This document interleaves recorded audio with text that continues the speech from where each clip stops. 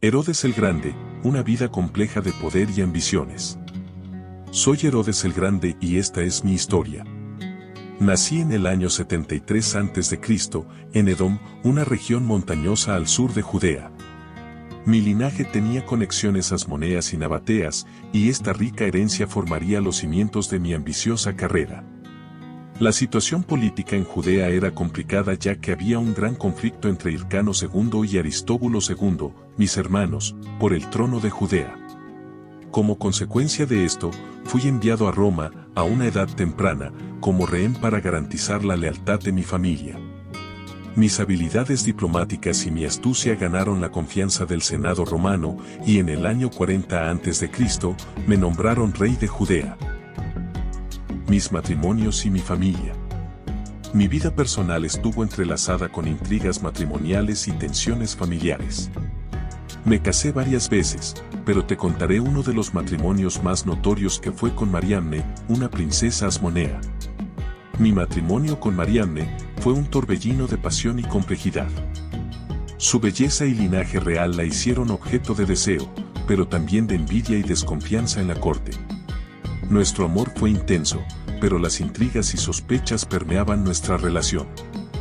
La ejecución de Mariamne, acusada de traición, marcó uno de los episodios más oscuros de mi reinado. Su muerte dejó cicatrices profundas en mi alma y en la estabilidad de mi familia. Aunque buscaba consolidar alianzas a través de esta unión, la relación fue tumultuosa y marcada por la desconfianza. Mis matrimonios no solo estaban marcados por el afecto, sino por la necesidad de consolidar alianzas políticas y asegurar la estabilidad de mi reinado. Sin embargo, la desconfianza tejida en la corte también se extendía a mis relaciones familiares. Las intrigas y conspiraciones susurraban constantemente en los pasillos del palacio. Fruto de mis matrimonios tuve varios hijos, y sus nombres han quedado registrados en la historia. Te hablaré muy brevemente sobre ellos, pero con uno en concreto me detendré a explicarte lo que nos pasó. Antípatro fue uno de mis primeros hijos y desempeñó un papel importante en mi corte. Sin embargo, su lealtad fue cuestionada, y finalmente fue ejecutado bajo la sospecha de conspirar contra mí. Alejandro, otro de mis hijos, también conocido como Alejandro el Alabárquida, fue ejecutado después de ser acusado de conspirar contra mí. Su muerte contribuyó a las tensiones familiares que marcaron mi reinado. Aristóbulo, este hijo también sufrió un destino trágico. Fue ejecutado bajo circunstancias controvertidas, generando más conflictos y divisiones en la familia. Herodes Filipo, a diferencia de algunos de sus hermanos, Herodes Filipo tuvo un destino más pacífico. Gobernó como tetrarca de Iturea y Traconítide durante varios años. Este hijo que te voy a decir ahora, desempeñó un papel destacado en mi reinado. Fue Herodes Antipas. Gobernó como tetrarca de Galilea y Perea, y es conocido por su participación en eventos bíblicos, como la ejecución de Juan el Bautista. La relación con mi hijo Herodes Antipas y su matrimonio con Herodías generaron nuevas tragedias. Herodías fue la hija de Aristóbulo, mi hijo, y, por lo tanto, fue mi nieta. El conflicto moral y las tensiones familiares se manifestaron públicamente. Mi reinado sobre Judea se extendió desde el año 37 a.C. hasta mi muerte en el año 4 a.C. Mi ascenso al trono no fue una simple coronación, sino el resultado de astutas maniobras políticas y alianzas en la Roma antigua. El Senado romano me designó como rey, y desde ese momento me propuse dejar una marca indeleble en la historia de Judea. Pero mi reinado no estuvo exento de controversias y desafíos. Mi desconfianza y paranoia me llevaron a purgar la aristocracia judía y en ocasiones a ejecutar incluso a mi propia familia. Mi política de helenización y romanización buscaba modernizar Judea según las influencias culturales de Grecia y Roma. Mientras algunos elementos de la sociedad judía adoptaron estas influencias, otros resistieron ferozmente este cambio, considerándolo una amenaza para sus tradiciones y creencias. Esta tensión cultural contribuyó a las divisiones internas en Judea. En el escenario internacional, enfrenté amenazas de los partos y las maquinaciones de Cleopatra de Egipto. Mi habilidad para navegar en este complejo tablero político me permitió mantener cierta estabilidad en la región, aunque a menudo a expensas de la cohesión social y religiosa. Las grandes construcciones que hice. Mi reinado no solo fue un periodo de gobierno, sino una época en la que las piedras y estructuras se alzaron como monumentos imponentes que aún desafían el paso del tiempo. Mi ambición arquitectónica dejó una huella imborrable en Judea, transformando el paisaje con grandiosas construcciones que pretendían superar las expectativas y afirmar mi poder. Empezaré por una de las más importantes. La reconstrucción del Templo de Jerusalén. El Templo de Jerusalén se erigió como el epicentro de mi proyecto de construcción y afirmación de poder. La antigua estructura, aunque venerada, necesitaba una renovación a la altura de mis ambiciones. La reconstrucción fue monumental y no solo desde el punto de vista físico. Era una declaración audaz que trascendía la arquitectura para convertirse en una estrategia política.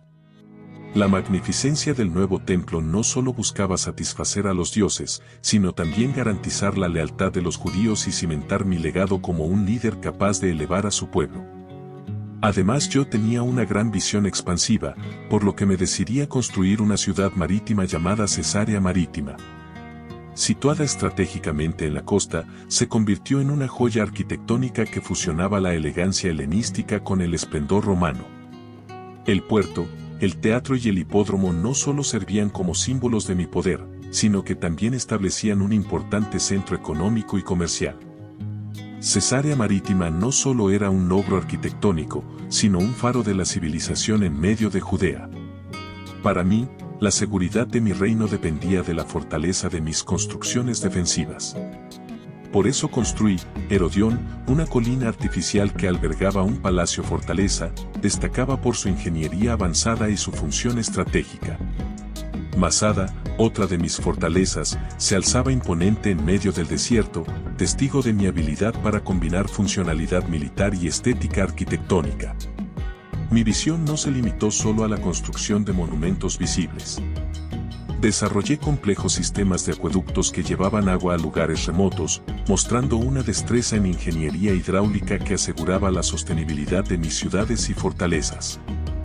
Estas obras subterráneas, a menudo pasadas por alto, eran el sustento invisible pero esencial de mi reinado.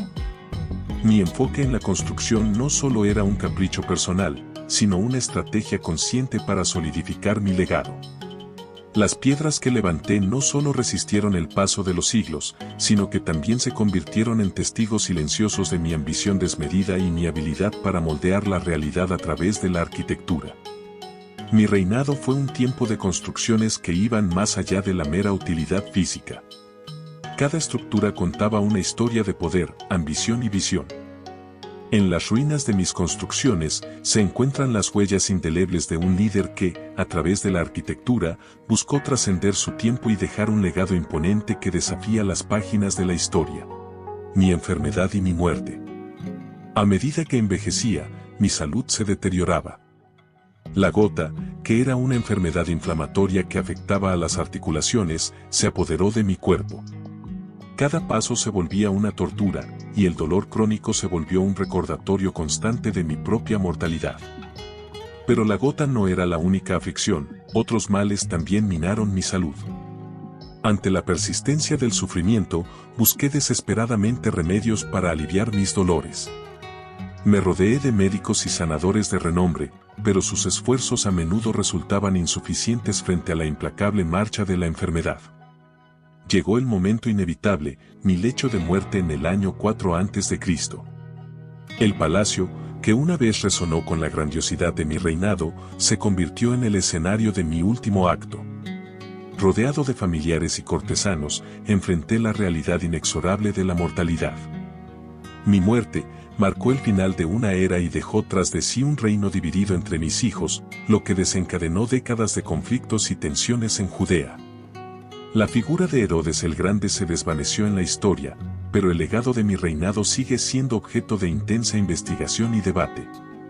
Así, el telón de la vida de Herodes el Grande se cerró entre la grandiosidad de sus construcciones monumentales y la sombra de la intriga y la tragedia, dejando un legado complejo, que resuena a través de los siglos en la historia de Judea y en las páginas de la antigüedad. Si te ha gustado nuestro video, nos ayudarías mucho si te suscribieras a nuestro canal. Muchas gracias.